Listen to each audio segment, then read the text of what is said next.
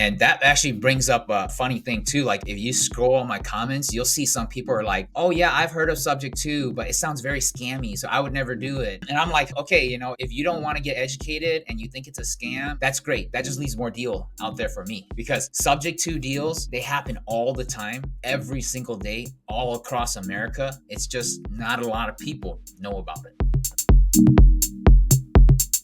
Subject to is where you purchase a property. It's a type of seller financing. That's where the seller will sell it to a buyer subject to the existing mortgage that's actually on the current property. So in essence, what you're doing is, if you are the buyer, you're taking possession of the property. So you're taking the deed while the mortgage stays in the name of the original owner. This actually happens quite often, and it happens without people even knowing what it actually is. So say for example, especially like in our community, a lot of older folks like to transfer their properties to their kids and then keep the loan in place. That's a subject to. So a lot of people, they don't even understand that that's really what it is. It gets a little bit more complex than that, just for the fact that, especially if it's not a sale that is like, say, within a family or within like really close people, if it's like two people that have no connection to each other, there is some risk to it as well. You have to really know how to structure the subject to deal to really protect everybody involved in the transaction. But at the end of the day, subject to is basically just quitclaim deeding a property to somebody else and keeping the loan in the name of the original owner. What happens if you don't make enough money from the rent to cover the mortgage? Does the seller put like a certain clause in the contract with you, the end buyer, the investor, to protect them as well in case something like that happens? So, I mean, there can be. The contract can be written up. It's 100% negotiable, just, the way as most contracts are. But generally, there's really, in my experience and the deals that I've done, I don't really include those because I've always been on the buyer side of it. I haven't sold any properties subject to. Usually the reason why they sell a property subject to is because that's the best option for them, because the alternative would be worse. Say for example, in this situation, if he couldn't sell it on the open market, he couldn't cash it out. Obviously, most people don't have $250,000 laying around. The only last option is to let it go to foreclosure, right? In which case he would ruin his credit and he would have the foreclosure on his record, and everything that comes along with the foreclosure as well. So if I bought it subject to and I didn't make a payment on it, he would still be in the same boat. So there has to be some level of trust to it. And,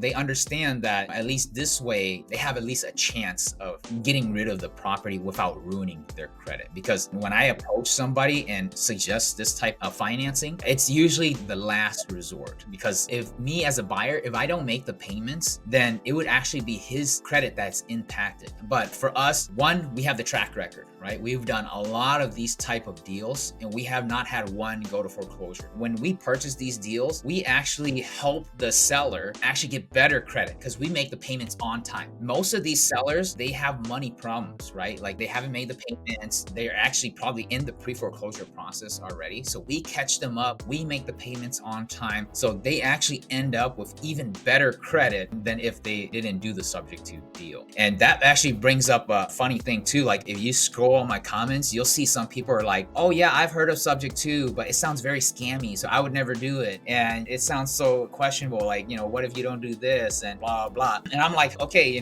if you don't want to get educated and you think it's a scam, that's great. That just leaves more deal out there for me, because subject to deals, they happen all the time, every single day, all across America. So it's a very common thing. It's just not a lot of people know about it. It's funny because subject to has been around for decades, right? I get a lot of first-time investors that will call me through my portfolio online and all that, and then they'll be like, hey, I'm a first-time investor. If you can help me find subject to properties, that's all I'm looking for. And when I talk to these investors, most of the time it's because they just got back from a free seminar that was teaching about subject to. So now they're pumped, they're excited because they can get a property for like $5,500, or a few $2 or for free by structuring the deal. I think people go to seminars like that and they don't realize there's so much more knowledge that goes behind a structure 2 deal or any other deal that they don't really share about. Like what you said earlier, you're familiar with doing subject to because you've been doing it for a while. You already kind of knew what to look for, how to calculate the numbers, how it was able to be an asset to your portfolio, right? But to somebody, that same person that came and commented on this post for you saying that it's a scam, it seems sketchy, I'm never gonna do that, it's because they don't have that kind of knowledge, and it is very important. Yeah, man, with that, I'm gonna close this out. Chi Chi fams, thank you guys again for tuning in today. Later, Chi Chi fams.